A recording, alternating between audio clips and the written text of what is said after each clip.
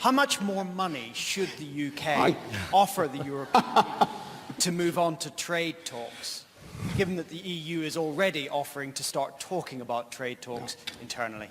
Well, thanks very much, Carl, and you're totally forgiven for raising the subject, which I think you'll notice I studiously successfully avoided.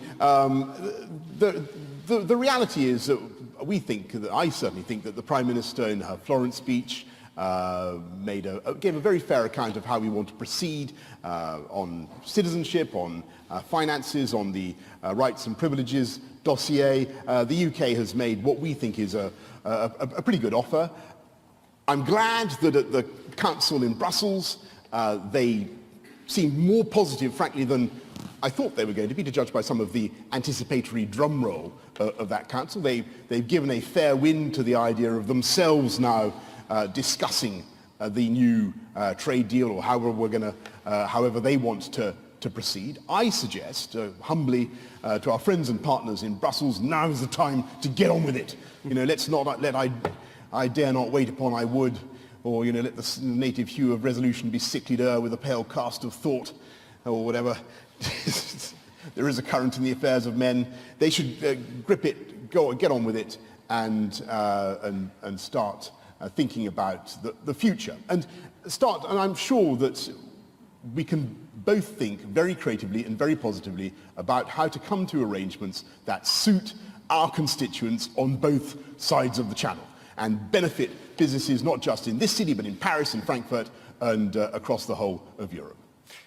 Let me keep a little bit on the press side, John, as well, because otherwise I'll cluster a little bit. Yeah.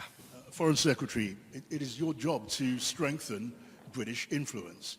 Yet in Brussels and among European leaders, the Prime Minister is seen as weak in relation to her party. You have been so outspoken about your view of Brexit that some of your colleagues have called for you to be sacked. So, on Brexit, identify these people.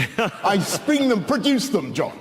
You've been very outspoken about your vision of Brexit. So have you been helping Brexit or helping to weaken Theresa May? Well, as I said just now in my answer to Carl, we think that the offer that the Prime Minister made at Florence, and I remind you that the entire British cabinet is united around every dot, comma, syllable of the Florence speech. We think it's an excellent text. It's an excellent basis on which to proceed, and we hope our European friends and partners agree. I trust everybody has read, all you foreign policy junkies, you've all read the Florence speech, haven't you?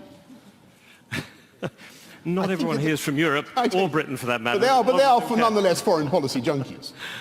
No, actually, I think quite a few different sectors here. Actually. I'm so sorry. And I'll show that by the next set of questions, actually. I'll take one of my colleagues here, because I know there's a report come out, and I know where it's going to take us, I think, so that'll be useful. I'll come around. I'm so sorry. I didn't mean to say you were foreign policy junkies if you're